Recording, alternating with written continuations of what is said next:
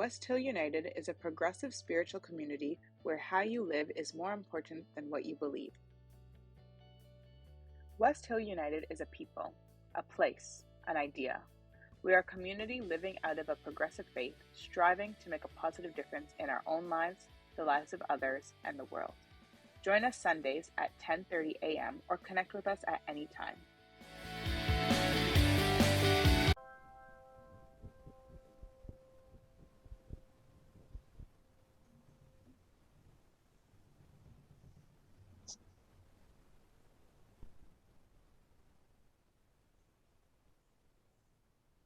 After the readings, the two readings which will now follow, there is the opportunity to respond when you hear offered as wisdom for the journey.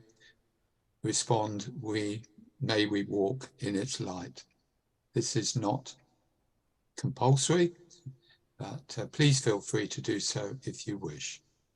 The first reading comes from a screenplay which was written by Eric Roth for a film which had the title The Curious Case of Benjamin Button, whom you may recall led his life backwards.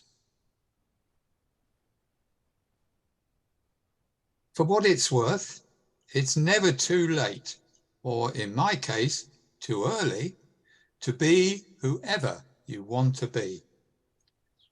There's no time limit. Stop whenever you want. You can change or stay the same. There are no rules to this thing. We can make the best or the worst of it. I hope you make the best of it. And I hope you see things that startle you. I hope you feel things you never felt before. I hope you meet people with a different point of view. I hope you live a life you're proud of. If you find that you're not, I hope you have the courage to start again. The second reading is by C. Joybell C. Interesting name, who is, amongst other things, a philosophical essayist. And she says, the only way that we can live is if we grow. The only way that we can grow is if we change. The only way that we can change is if we learn. The only way that we can learn is if we're exposed. And the only way that we can become exposed is if we throw ourselves out into the open. Do it. Throw yourself. Offered as wisdom for the journey. May we walk in its light.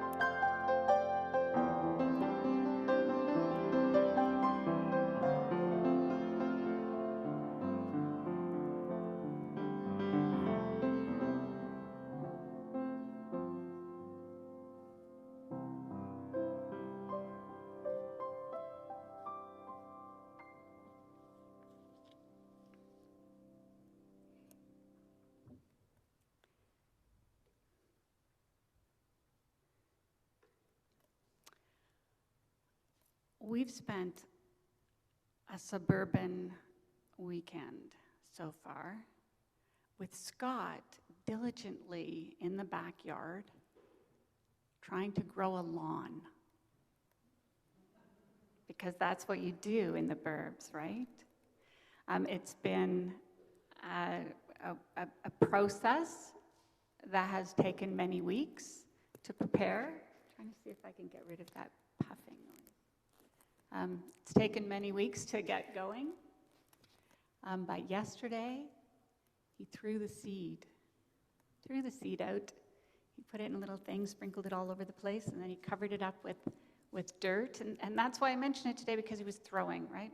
But I was thinking about lawns and the burbs, and you know how seriously we have taken them over time. So I want you to draw attention to what you might think.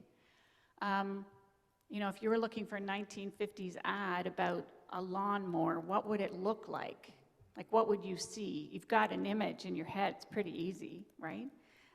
You get this picture, and I Googled it, and I got all these pictures, and it was quite something. I'm going to invite the guys to bring up a slide, which is not an ad. This is actually a picture of something that was taken in a town called Levittown in New York in the 1950s, and I'm going to speak about that a little bit later. But there they are. They're men in the white shirts and the trousers. Every single ad with a woman in it, she had on short shorts and a really tight t-shirt. So I decided not to put those up. Sorry, Walt.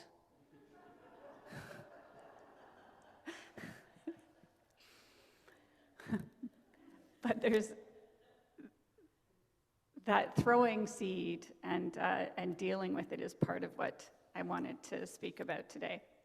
Because of Joyce Siebel's quote, the reading that we had from her, which is really very short, but her point is that if you want to live your life fully and completely, and you want to do something new, you can't just do it little bits by little bits. You have to throw yourself into it, because sometimes it scares the bejesus out of you, right? Like, do I really want to do this? Do I want to go there? How can I get there? Well, I'll do this little bit here, and I'll do this little bit here, and then we get afraid and we don't go again. So she's saying, throw yourself. Learn, engage, figure out, throw yourself. So the reason that this picture of Levittown, New York is here is because I wanted you to get into your head the kinds of changes that people have been through in the past. When I first came to West Hill, there were a number of people in the congregation who had been in the Second World War. Some of them still couldn't sleep through the night because of the trauma that they had experienced at that time. And some of them could tell you stories that just showed this sense of passion and power that was held within them as they took part in this global response and fought on the front lines of what was happening in order to create and preserve democracy. And so when they came back from that, you know, they had been profoundly changed by their experiences. And they had to come back and somehow start a new life, somehow begin again, create something that was new. Levittown was one of the responses that a company in New York had to the need for that change to take place. And they created this vast community, a huge suburban community with houses. There were, I think, 4 different kinds of houses based on how much you could pay for them. A basic bungalow, one for a larger family up to the biggest ones, but they were still accessible. And people lined up by the hundreds to put down their $100 to put a house on reserve when there was nothing but a stick in the ground. But they built that entire community in order to invite people to find a new way to be together, to find a new way to start life after the devastation of what they had experienced in the war. Most of the people who bought houses were veterans, and families began there. They built a factory, they built community shopping areas, they built parks, they built schools. Like, it was an entire community created because people had to change. Now, one of the things, and there's a show, has anybody seen the television show Them? Okay, well, it could have been based on Leviton. It's about the same kind of a community where everyone is, you know, in these cookie cutter houses and, you know, with beautiful lawns mowed by women in scantily clad outfits. I don't imagine they actually did that. But one of the things about that community was that you had to have Caucasian blood in order, exclusively Caucasian blood, in order to purchase a home there. And so the entire community was white, right? You know, it was just an entire community of white people. But it didn't say anything about who you could sell your house to. So a house was sold to a black family who moved in. The show Them is about a similar kind of community that is totally white, and a black family moves in. It's got a bit of paranormal stuff in it, and it got so gruesome that Scott and I actually stopped watching it. It's a TV series, but it could have been set in the town of Leviton. I don't think it is based on Levittown, actually. But the violence that erupted as a result of that, the burning of crosses, the abuse, the horrible stuff that took place, was a signal of more change taking place. More change had to happen in the community, in the world, in the country. And it continues to need to happen, as we well know. But change is something that we have to have the courage to undertake in order to get to that place where we think we want to go. We can set that out in front of us. We can say, that's where we're heading. We're going to do that. That's where I want to be when I'm such and such an age. Most of us have stopped threatening that. But you can't get there unless you actually change something. And sometimes those changes are brought upon you without you wanting them to happen. But they're getting you someplace you need to be, something you've chosen to do, something that you have to do in order to accomplish something that you want to accomplish in your life. You might not want to go that route, but that's the route that's going to get you there. You have to open yourself to whatever is next and find your way forward.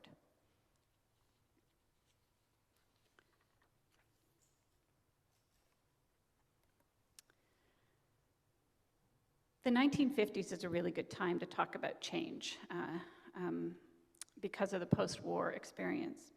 But the 1960s is really a better time to talk about change because that's when all hell broke loose, right? Women decided to burn their bras and go back to work. Men decided to grow their hair long. I mean, that was dramatic. There were all kinds of upheavals in our normal understanding of the way the world was supposed to work, a lot of them based on race, a lot of them based on gender, a lot of them based on political decisions and opportunities that were undertaken by minorities who wanted to have a voice in what was happening. The lovers who were previously shamed were coming out into the open, scaring the wits out of the norm, who tried to prejudice their activities in a variety of ways, and people threw themselves over those walls of prejudice. They threw themselves out of the room of conformity, and they made a different world, a completely different world, and it was costly to do that. It's always costly. So I want to talk now. You know, there's an article coming out in Broadview. I think some of you were interviewed for it, probably. Broadview is the United Church's magazine, arm's length magazine. And they were doing an interviews for an article about West Hill and its work back in the fall, I think, before I returned to work. And they interviewed a number of people in the congregation. And I'm not really sure what theme or the focus was, but it's about West Hill's ministry within the United Church of Canada, and it'll be interesting to see what comes out. But I want to talk to you about the things that West Hill did that I bet none of you mentioned in those interviews if you were interviewed, because I bet you don't even realize what you did. So I just want to share with you some of that work. When I arrived, Bruce Sanguin had been the minister here for 5 years before. How many people remember Bruce Sanguin? Very good, thank you. Bruce had been here 5 years before that, and before him had been Tom Gilchrist. How many people remember Tom Gilchrist? Okay, so if I was going to say that one of them was far right and one of them was far left, would I be wrong? One of them was fairly conservative. Tom Gilchrist was a very conservative leader, and Bruce Sanguin was a very liberal leader. And so, and before Tom Gilchrist had been Fred Stiles, who was wildly liberal for his time. He sat here and played a guitar and sang to people. I mean, really. I was like completely out of there. So it had been left, and then it'll be right, and then it'll be left. So there was some concern that after Tom Gilchrist, the person that would be called would be, you know, a conservative person, right? And I ended up coming, and I refused definition, quite frankly. But when I came, we began our ministry together. That was 25 years ago. It was a long time ago. And we began our ministry together. And during that time, certain things happened that have defined the West Hill that is today.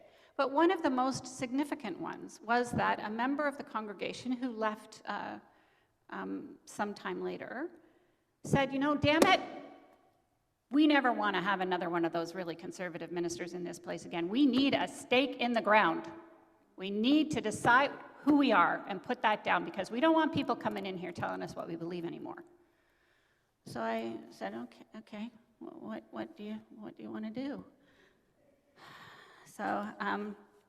So we decided that we would have a conversation and we would write a statement of faith, right? Because we needed a statement of faith at West Hill. That was what this person decided. We need a statement of faith so that we know what we believe and nobody can tell us what we believe.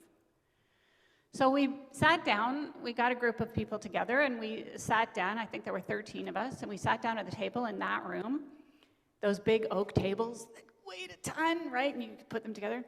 Beautiful tables, actually. And we started the conversation. And the first thing that we did, the first conversation that we had, actually, we didn't start right away because, wouldn't you know it, as soon as we decided we were going to write a statement of faith, the United Church decided they wanted to write a statement of faith.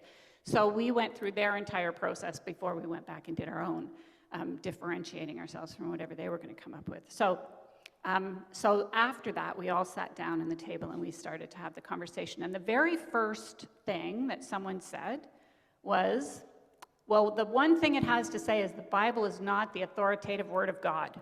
The Bible is not the word of God. And someone else said, but I wasn't either of these people, by the way, but there are people in the community who believe that the Bible is the word of God. Whoa. Well, what do you do about that, right? So the group had a conversation about how to deal with that. And they came up with the recognition that statements of faith do nothing but draw lines down the middle of communities. Their whole purpose is to tell us who belongs and who does not. And so that group decided this is a wrong-headed initiative. We don't want to talk about what is going to allow people to belong and what is going to keep them out of this community. We want to create a space where everyone feels welcome.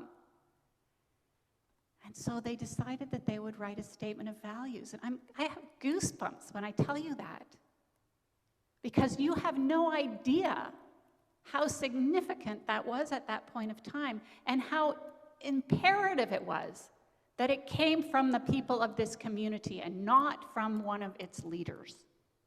It came out of a group of people who had an idea that that didn't feel right. So let's try something else. And that was 2004, and VisionWorks was written by that group of people.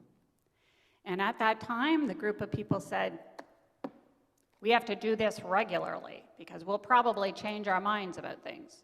So we decided that they decided it would be reviewed every 5 years and rewritten if it needed to be.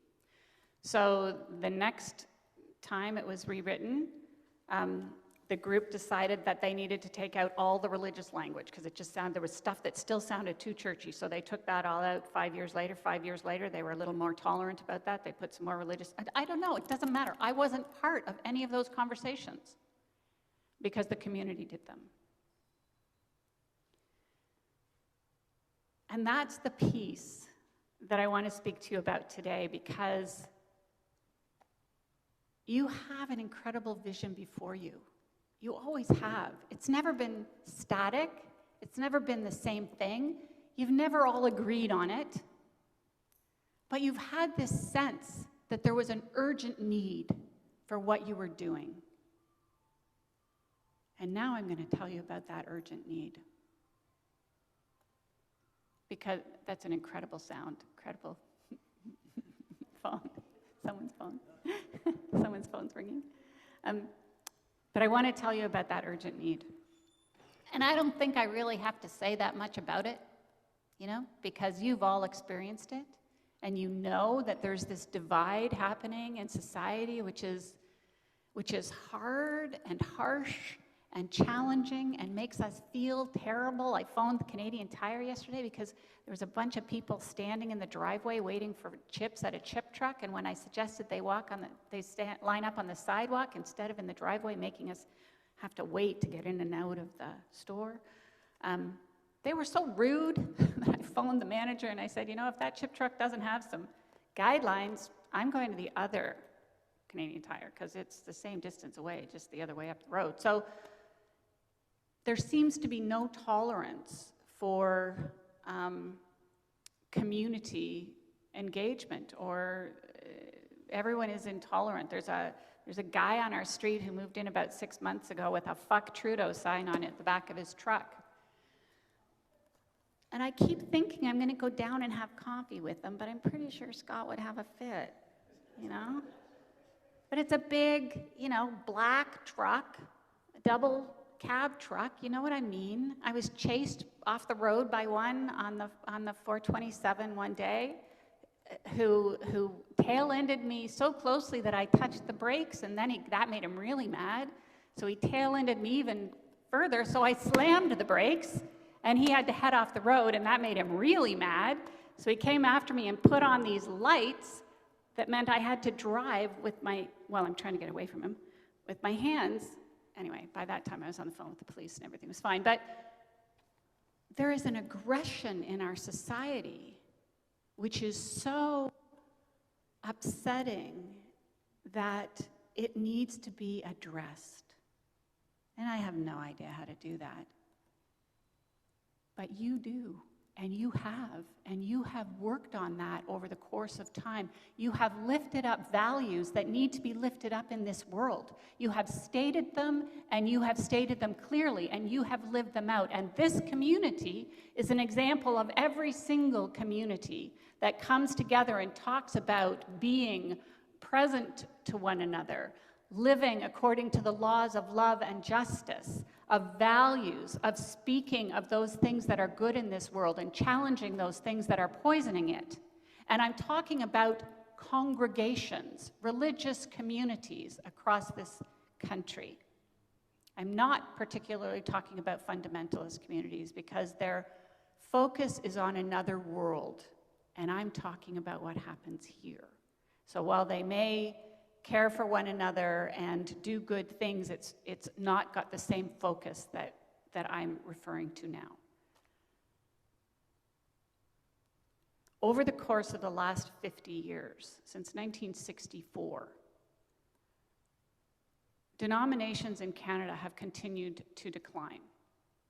In 1964, the United Church took an incredible nosedive in its numbers because it had published a church school curriculum which did not teach that Jesus was the Son of God and that he would judge us to the ends of the earth, but was grounded in the most progressive theology and Christology of the time. And so I grew up in the about 8 years of Sunday school that curriculum was available. And I was taught that God was not a being in the sky or in another world, but that God was how I lived in the world. It was a verb. We had stickers, that I must say I didn't put them on my books for high school, but there were stickers that reminded us that, God was about being of value in this world, of a positive influence in this world, and it was our job to do it. That's what it was all about. And Jesus was this guy who did some great things, because like every curriculum, you don't focus on the really nasty things he said, but he was really teaching us to love one another, to be present to one another in our vulnerabilities. And we were learning that as children. Well, that just pissed people off, I'm telling you, because half of the denomination just went crazy that that kind of progressive scholarship was being presented to their children. That was absolutely beyond the pale. So the United Church's numbers dropped, but every other denomination's numbers began dropping then as well. And over the course of the last decades, we have seen an increasing drop in those numbers. And we know that here at West Hill. Our average age here is predominantly people who grew up in church school many, many years ago, and for whom being in church is a significant factor in their lives. And those people who have been in church all their lives are, like the chair of our board, Mike Lowry, who's on the screen on Zoom today, are engaged in their communities in deep and effective ways, as I know many of you are and have been. You do things like chair the organization that runs a community symphony orchestra. You go on 100-mile or 200-kilometer bike rides to raise money for cancer. You go into schools and read with kids. You donate your time and your goods and your money to different organizations that are doing good in this world. But you are a dying breed. God's workplace cannot find visitors to go in and just visit people who need to be visited in long-term care. There aren't volunteers who are stepping up to take responsibility and leadership in organizations, community organizations like Rotary and Lions Club and things like that. All of those leaders are aging, and no one is coming up behind them, because church is where those leaders were bred, and churches are dying.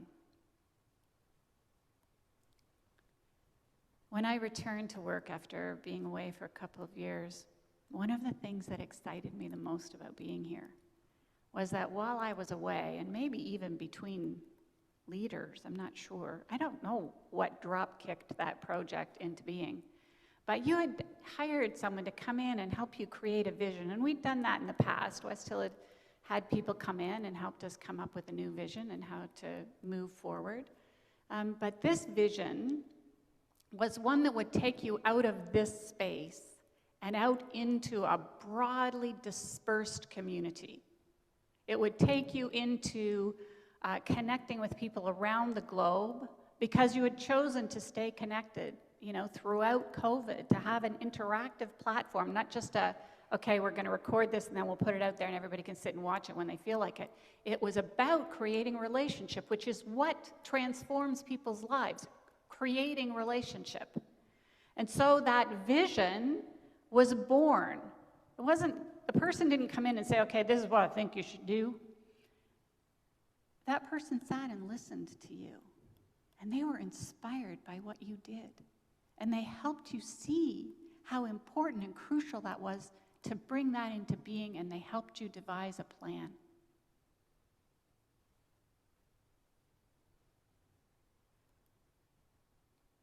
But you can't make that plan happen if your ideas are the only ideas that come to the table. You can't make that plan happen if only what you have seen is what goes forward. You need to throw that plan far out into possibility. And you need to engage with communities you would never talk to. And you need to find the platforms upon which they engage and talk and share their woes and their ideals. And you need to figure out how to do the work of making values important and central in people's lives beyond this format. Beyond this coming together on Zoom or in a room and talking about things like that. Where is the format, the forum for those conversations to take place going forward? You need to throw the possibility, throw it out there. You need to learn, and you can only learn if you get outside your comfort zone. You can only understand when you open your hearts and your minds to what people are saying. I am so impressed with who you have been. And I am incredibly grateful that I've had this, I see myself as kind of holding this big balloon up in the air as you have moved from one piece of your work to another. That has been so delightful. And now, I want to watch you fly. I want to see that happen. I want to see you do the work that you have always done. And that is to find the possibility and then allow it to happen in whatever way, whatever tools you need to bring to the game to make it happen. It's your work to do. And it will take great courage. And maybe some kind of Benjamin Button regression might take place, and we'll go, this will no longer be a room of old people.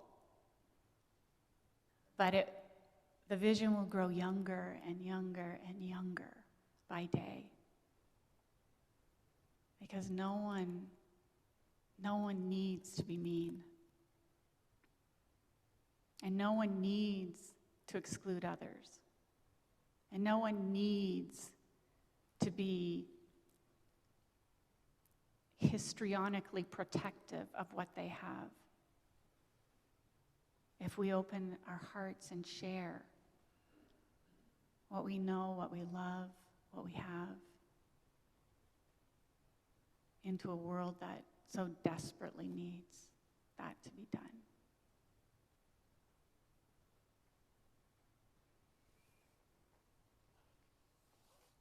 When the service is finished, the tech team is going to put on a song by Tina Turner, who died a few weeks ago.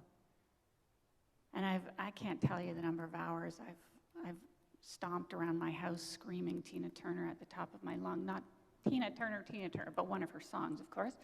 And this one is from Mad Max.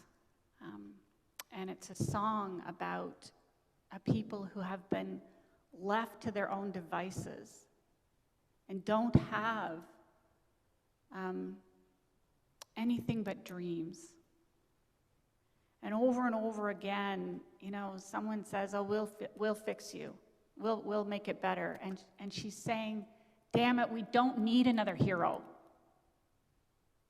We need us. You need you to save this world, to save it for generations like Mel's great-granddaughter and your own grandchildren, and those who will be living with the results of how we have lived for generations to come, probably for the rest of humanity's existence on this planet. This generation will have altered everything for those generations. We don't need another hero. We need who we are. Thank you. Become a sustaining champion of West Hill United's work by committing to an automatic monthly donation. Learn more or donate now through Canada Helps.